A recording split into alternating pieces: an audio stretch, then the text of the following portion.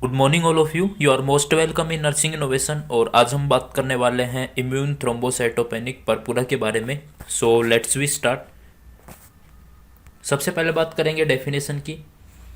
ये एक टाइप का ऑटो इम्यून डिजीज होती है जिसके अंदर क्या होता है कि इम्यून सिस्टम बहुत ज़्यादा एंटीबॉडी प्रोडक्शन करने लग जाता है जो कि प्लेटलेट पे बाई मिस्टेकली अटैक कर देते हैं और प्लेटलेट को डिस्ट्रॉय करने लगते हैं, और जिसकी वजह से प्लेटलेट की काउंट क्या होने लगती है, डिक्रीज होने लगती है, यानी कि थ्रोम्बोसाइटोपेनिया की कंडीशन क्रिएट हो जाती है। और इसी कंडीशन को क्या बोलते हैं, थ्रोम्बोसाइटोपेनिक इम्यून थ्रोम्बोसाइटोपेनिक परपुरा बोलते हैं। ओके, जैसे आप डायग्राम में देख पा रहे हैं, इस टाइप से एंटीबॉडी बन जाएंगी, प्लेटलेट पे अटैक कर देंगे और प्लेटलेट को डिस्ट्रॉय करने लग जाती हैं, जिससे प्लेटलेट की संख्या क्या होगी, कम हो जाएगी। इसे क्या बोलते हैं, इम्यून थ्रोम्बोसाइटोपेनिक परपुरा। इम्यून मतलब इम्यून सिस्टम की वजह से, थ्रोम्बोसाइटोपेनिक मतलब कि प्लेटलेट का लेवल कम हो जाना, परपुरा मतलब कि एक टाइप के स्पोर्ट्स ब्लीडिंग टाइप स्पोर्ट्स देखने को मिलेंगे ओके सिम्टम्स के अंदर। ऑलराइट, ये थी डेफिनेशन। नेक्स्ट वन चलते हैं अपन इसके कोजेज के बारे में। सो बेसिकली कुछ टाइप की सर्टेन मेडिकेशन होती है, जैसे कि ओवर द काउंटर मेडिकेशन किसी को दे दी तो उस वजह से भी प्लेटलेट का डिस्ट्रक्शन होने लगता है। कोई इन्फेक्शन हो गया बॉडी के अंदर तो एंटीबॉडी बनेंगी, वही एंटीबॉडी बाई मिस्टेक प्लेटलेट पे अटैक कर देंगी और प्लेटलेट की संख्या क्या हो जाएगी, कम हो जाएगी। ओके, नेक्स्ट कोज की बात करें तो कोई इम्यून डिसऑर्डर जैसे कि रोमेटिक आर्थराइटिस हो गया, रोमेटिक फीवर हो गया, इनके अंदर भी क्या होता है, ये भी एक टाइप के ऑटो इम्यून डिजीज हैं जिनके अंदर एंटीबॉडी प्रोडक्शन होने लगता है। वो बाई मिस्टेकली प्लेटलेट पे अगर अटैक कर दें तो लीड कर सकती हैं आईटीपी को, ओके, इम्यून थ्रोम्बोसाइटोपेनिक परपुरा को। ऑलराइट, नेक्स्ट कोज की बात कर लेते हैं। लो ग्रेड लिम्फोमा और ल्यूकेमिया, अगर कोई ब्लड कैंसर हुआ है, लिम्फेटिक कैंसर हुआ है तो वो भी लीड कर सकते हैं आईटीपी को। ओके, नेक्स्ट चलते हैं हम इसके पैथोफिजियोलॉजी के बारे में कि किस तरीके से प्लेटलेट के ऊपर अटैक होता है और प्लेटलेट का डिस्ट्रक्शन होता है। किसी भी इटियोलॉजिकल फैक्टर की वजह से क्या होगा, बॉडी के अंदर इम्यून सिस्टम एक्टिवेट हो जाएगा। इम्यून सिस्टम एक्टिवेट होने की वजह से क्या हो जाएगा, बहुत ज़्यादा एंटीबॉडीज का प्रोडक्शन होने लगेगा स्प्लीन के अंदर, और यही एंटीबॉडी क्या करेंगी, अटैक कर देंगे किसके ऊपर, प्लेटलेट के रिसेप्टर से बाइंड हो जाएंगी और उनको क्या कर देंगी, डिस्ट्रॉय करने लग जाते हैं स्प्लीन के अंदर और लीड कर देंगी आईटीपी को। ऑलराइट, नेक्स्ट बात करेंगे हम इसके टाइप्स की। तो बेसिकली दो टाइप्स के होते हैं, फर्स्ट वन होता है एक्यूट और सेकंड वन होता है क्रोनिक आईटीपी। ओके, सो सबसे पहले बात करेंगे हम एक्यूट आईटीपी के बारे में। सो ये मेनली रूप से क्या होता है, मोस्ट कॉमन चिल्ड्रंस के अंदर देखने को मिलता है, मोस्ट कॉमन टाइप होता है, और मोस्टली जो यंगर चिल्ड्रंस होते हैं यानी कि जो जवान बच्चे होते हैं उनके अंदर देखने को मिलता है। ओके, नेक्स्ट हम चलते हैं इसके बारे में। इन ओल्डर चिल्ड्रन, जो ज़्यादा एज के बच्चे होते हैं, जिनकी एज ज़्यादा होती है, उनके अंदर लेस कॉमनली देखने को मिलता है। मेनली तो यंगर चिल्ड्रंस के अंदर ही देखने को मिलता है। सिम्टम्स की बात करें तो सिम्टम्स होते हैं वो कोई भी वायरल इन्फेक्शन अगर बॉडी के अंदर हो जाए, लाइक चिकन पॉक्स, उसके बाद ही सिम्टम्स अपीयर होने लगते हैं। इससे पहले सिम्टम्स ज़्यादा अपीयर नहीं होते। और सिम्टम्स की बात कर लेते हैं तो जो सिम्टम्स होते हैं, एक्यूट आईटीपी होता है, ये एक सडन होता है। सडन मतलब कि जैसे अचानक से एंटीबॉडी बनी और अटैक हो गए, सिम्टम्स प्रोड्यूस हो जाते हैं। और सिम्टम्स होते हैं लेस जल्दी भी जा सकते हैं, जैसे कि कुछ मिनट्स के अंदर भी जा सकते हैं या फिर with in the few weeks के अंदर जा सकते हैं। ओके, नेक्स्ट हम बात कर लेते हैं सेकंड टाइप की। तो क्रोनिक आईटीपी, जो क्रोनिक आईटीपी होता है मोस्ट कॉमन किसी भी एज के अंदर हो सकता है, ऐसा नहीं कि बच्चों के अंदर ही होगा। और नेक्स्ट वन बात करेंगे इसके सिम्टम्स की। तो सिम्टम्स होते हैं 6 महीने के लिए भी हो सकते हैं या कुछ साल के लिए भी, और may be even complete life के लिए भी इसके सिम्टम्स बने रह सकते हैं। ओके,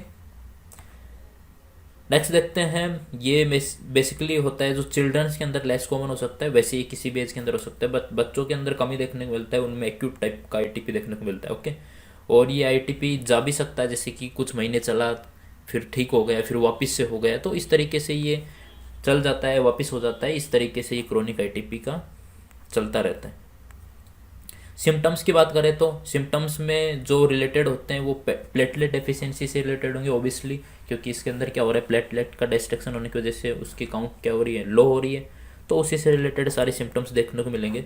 सो पहला सिम्टम है ब्रूजिंग और ब्रूसेस या फिर परपुरा फॉर्मेशन। इसके अंदर क्या हो जाएंगे, ब्रूजेज बन जाएगी, स्किन के नीचे क्या हो जाएंगे, डार्क स्पॉट्स बन जाएंगे।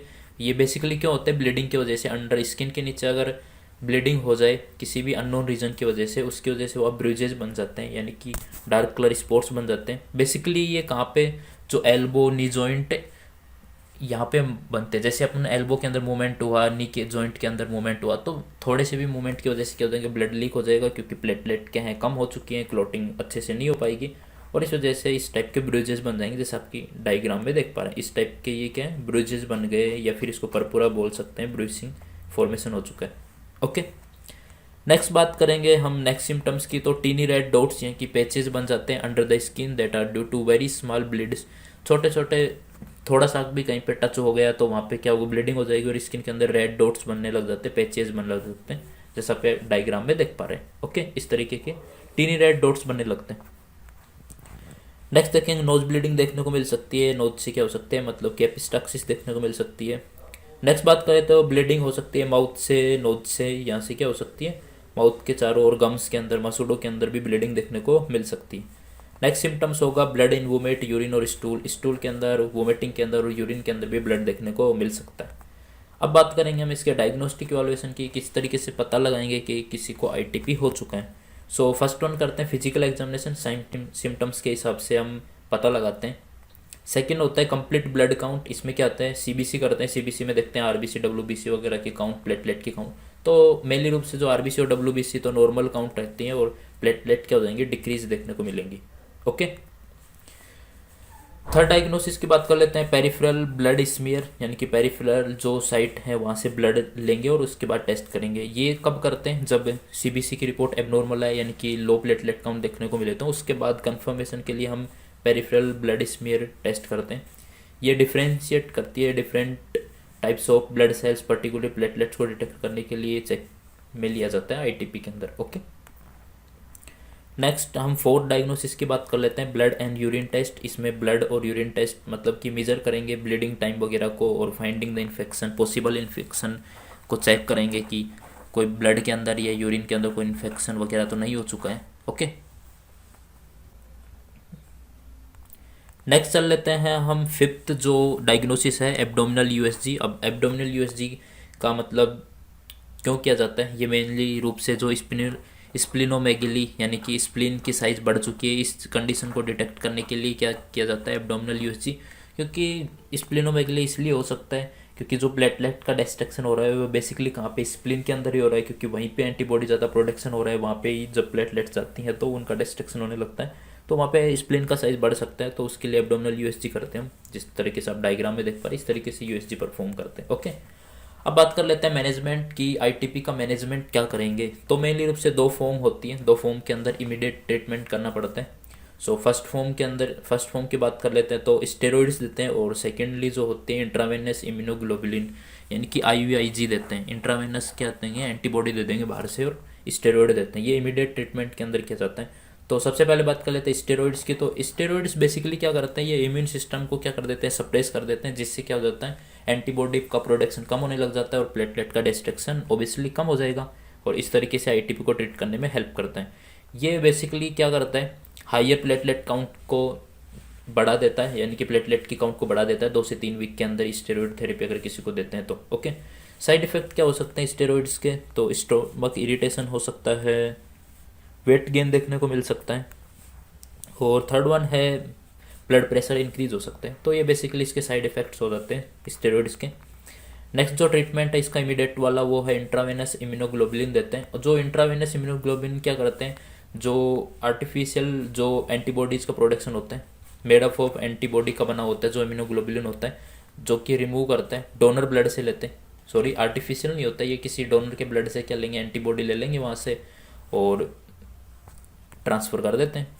इम्यूनोग्लोबुलिन ये करता है प्लेटलेट के काउंट को बढ़ाने में हेल्प करता है। अब बात कर लेते हैं कि किस तरीके से प्लेटलेट के काउंट को बढ़ाएगा।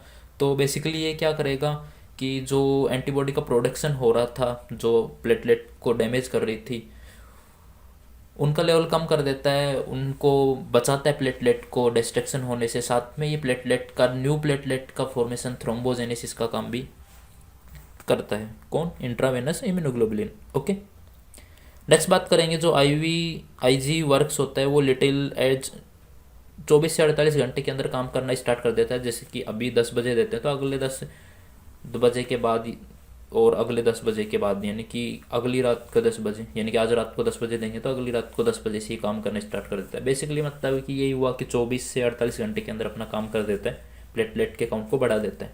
ओके, नेक्स्ट हम बात करेंगे अदर मैनेजमेंट। वो तो इमीडिएट मैनेजमेंट होगा स्टेरॉइड और IVIG देंगे। अदर मैनेजमेंट क्या कर सकते हैं ITP के? सो फर्स्ट इसके अंदर क्या होता है, RH इम्यून ग्लोबुलिन देते हैं। जो RH इम्यून ग्लोबुलिन क्या होता है, जो प्लाज्मा डेराइव्ड प्रोडक्ट होता है जिसके अंदर IG एंटीबॉडी प्रेजेंट होता है डी एंटीजन के लिए, क्योंकि बॉडी के अंदर इन्फेक्शन की वजह से एंटीजन है मान लो बेसिकली किसी बच्चे के अंदर, तो उसके खिलाफ IG एंटीबॉडी बन जाती है। वो भी क्या करने लगती है, प्लेटलेट के काउंट को डैमेज करने लगती हैं। और इसी तरीके से ये क्या करते हैं, सॉरी, एंटीजन बढ़ने की वजह से इम्यून सिस्टम एक्टिवेट हो जाता है। तो इसलिए IG एंटीबॉडी से मेड ये RH इम्यून ग्लोबुलिन देते हैं ताकि ये एंटीजन को डैमेज कर दे और जो इम्यून सिस्टम को थोड़ा सा प्रेस कर दे। ओके, ये ब्रीफली क्या करता है, स्प्लीन के अंदर जो प्लेटलेट का डिस्ट्रक्शन हो रहा था उसको कम कर देता है, स्टॉप कर देता है एक तरीके से। ये उन चिल्ड्रन के लिए यूज में ले जाते हैं जो RH पॉजिटिव होते हैं। यहाँ पे डी लिख रखा है, द की जगह RH आएगा। जो बच्चे RH पॉजिटिव होते हैं बेसिकली उनके लिए यूज में लिया जाता है RH immune globulin. Okay, next हम बात करेंगे हम, ये बेसिकली जो होता है केयरफुली यूज लेना चाहिए, क्योंकि इसके अंदर भी क्या एंटीबॉडी है और ये एंटीबॉडी भी प्लेटलेट के ऊपर तो क्या RBC को डिस्ट्रक्शन भी कर सकती है ये, क्योंकि ये भी एक टाइप की एंटीबॉडी तो है। तो अगर इसकी संख्या ज़्यादा हो गई, यानी कि ओवर इंट्रोडक्शन हो गया, इसका इंट्रोड्यूस कर दिया, एडमिनिस्ट्रेशन हो गया, तो ये बेसिकली RBC को डिस्ट्रॉय कर सकती है। ठीक है, नेक्स्ट वन बात करेंगे, जो नेक्स्ट ट्रीटमेंट क्या हो सकता है, प्रोवाइड रिटुक्जिमाब भी देते हैं। रिटुक्जिमाब एक टाइप की एंटीबॉडी होती है, आर्टिफिशियल एंटीबॉडी मेडिसिन होती है जो कि लैब के अंदर तैयार की जाती है। ये क्या करती है कि एंटी प्लेटलेट एंटीबॉडी प्रोडक्शन को स्लो कर देती हैं। जो प्लेटलेट के अगेंस्ट जो एंटीबॉडी बन रही थी उनका प्रोडक्शन क्या कर देंगी, कम कर देंगी, और इसी तरीके से क्या होगा, ITP ट्रीट हो जाएगा। थर्ड जो ट्रीटमेंट है प्लेटलेट ट्रांसफ्यूजन। अगर प्लेटलेट का लेवल 10,000 से कम आ चुका है तो सीधा प्लेटलेट ट्रांसफ्यूजन ही कर देते हैं। ओके, नेक्स्ट है स्प्लीनोएक्टोमी, यानी कि स्प्लीन को ही रिमूव कर देंगे, क्योंकि अगर स्प्लीन के अंदर ही एंटीबॉडी बहुत ज़्यादा प्रोड्यूस हो रही है और सारे ट्रीटमेंट अपन ने करके देख लिए, स्टेरॉइड भी दे लिया, IVIG भी दे लिया, RH इम्यून ग्लोबुलिन भी दे लिया और सारी चीज़ें करके देख ली, उसके बाद भी अगर नहीं ठीक हो रहा तो स्प्लीनेक्टोमी कर देते हैं, स्प्लीन को रिमूव कर देते हैं ताकि सब कुछ ट्रीट हो जाए। Child have ITP, these antibodies destroy the platelets by mistake, क्योंकि स्प्लीन के अंदर कोई भी इन्फेक्शन हो जाता है तो ब्लड के अंदर बेसिकली कहीं भी इन्फेक्शन हो जाता है, स्प्लीन बहुत ज़्यादा एंटीबॉडी प्रोडक्शन करने लगती है और वो प्लेटलेट को तोड़ती हैं। तो सीधा ट्रीटमेंट यही है कि स्प्लीन को रिमूव कर दो ताकि प्लेटलेट का डिस्ट्रक्शन कम हो जाए। ओके, और ये मेनली क्रोनिक ITP के अंदर ही किया जाता है।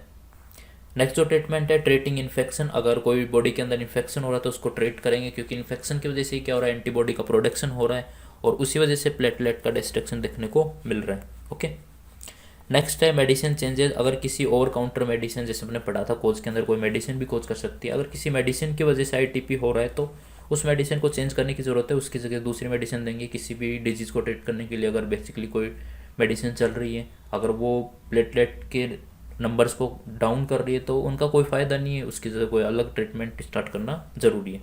ओके, सो ये था अपना आज का टॉपिक ITP। चलो फिर, wish you very all the best and thanks for watching.